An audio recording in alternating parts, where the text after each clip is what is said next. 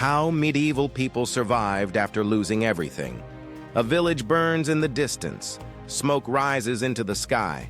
A family stands on the road with what they can carry. Behind them is everything they knew. Ahead of them is nothing. This was not rare in the Middle Ages. It was part of life. War did not just kill, it uprooted. It erased homes, scattered families, and forced people into a world where survival meant starting again from nothing. Today we explore what happened after the fire died down, how people survived displacement, where they went, and how they rebuilt lives in a world that offered no safety net. Section 1. War did not end at the battlefield. When we imagine medieval war, we picture knights, sieges, and battles.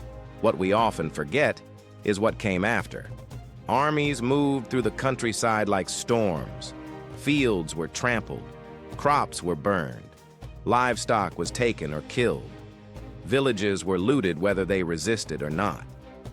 For ordinary people, the war did not end when the fighting stopped. That was when survival began. A family could lose everything in a single day, not just their home, but their tools, their food stores, and their place in the local system that sustained them. Without land, they were no longer part of the village. Without possessions, they had no means to rebuild where they stood. They had one option left: leave. Section 2.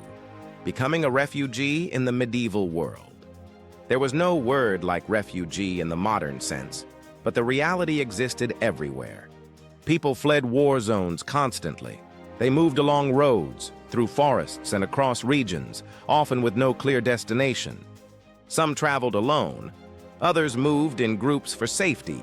Families carried children, tools, and whatever food they could salvage. The journey itself was dangerous. Roads were not safe. Bandits targeted the vulnerable. Disease spread easily among displaced populations. Many never reached a stable destination. But movement was not always random. People followed patterns. They headed toward towns, monasteries, or regions known to be less affected by conflict. They sought places where authority was strong enough to offer some protection. Displacement was not just physical, it was social. A person who left their home also left their identity behind. Section 3. The first barrier: being accepted. Arriving somewhere new did not guarantee survival. Medieval communities were tightly structured. Villages and towns depended on trust, obligation, and shared history. Outsiders disrupted that balance. A stranger was not immediately welcomed.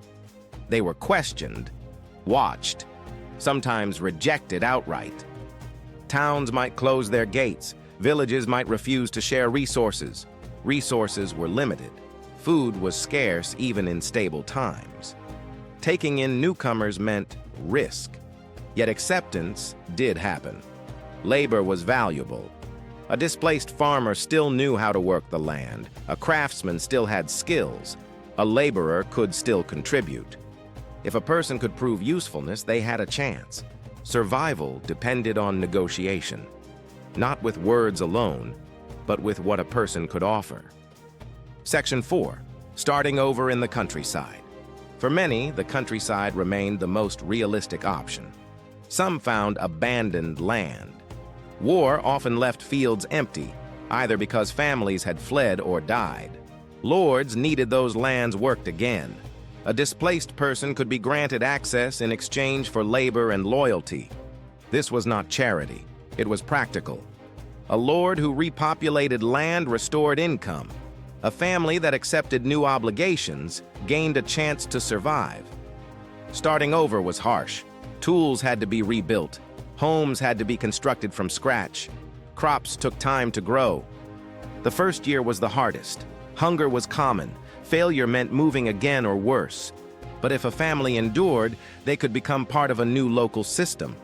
Over time, they were no longer outsiders. They were simply villagers. Section 5. Life in the towns. Towns offered a different kind of opportunity.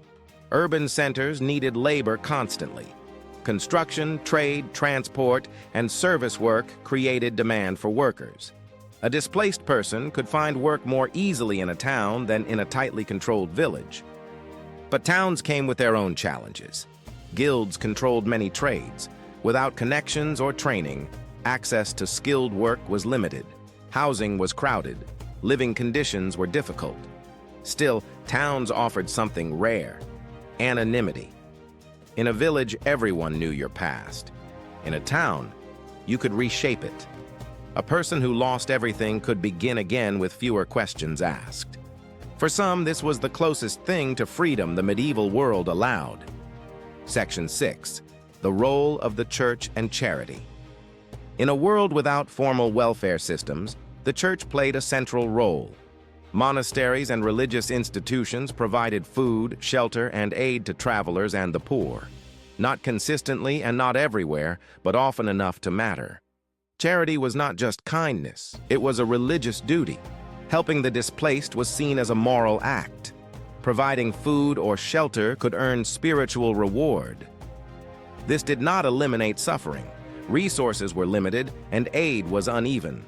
But for someone with nothing, even temporary support could mean survival long enough to find stability elsewhere. The church became a bridge between destruction and recovery. Section 7. Rebuilding identity and belonging. Survival was not only about food and shelter, it was about belonging.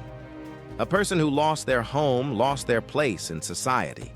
In the medieval world, identity was tied to land, family, and community. Rebuilding meant more than working. It meant becoming part of something again. This happened slowly. Marriage was one path. Joining a household created immediate ties. Shared labor built trust over time. Participation in local customs and religious life reinforced acceptance. Children born into the new community cemented that belonging. Within a generation, displacement could disappear from memory. What began as survival became continuity. Section 8. Not everyone recovered. It is important to recognize that not all stories ended in recovery. Some displaced people never found stability. They became permanent wanderers, moving from place to place in search of work or food. Others fell into poverty within towns, surviving on irregular labor or charity. The medieval world offered opportunities to rebuild, but it also imposed limits. Survival depended on timing, location, health, and chance. There was resilience. There was also loss that never fully healed. Conclusion: survival beyond the ruins. Losing everything in the Middle Ages was not the end. It was the beginning of a different kind of struggle. People adapted, they moved, they negotiated, they rebuilt. Not because the world made it easy, but because survival demanded it. If you enjoy exploring how people lived through the realities of medieval history, like this video and subscribe to TorchLit History to follow more stories like this. Because the Middle Ages were not defined only by kings and battles. They were shaped by ordinary people who endured, rebuilt, and carried history forward, even after everything was gone.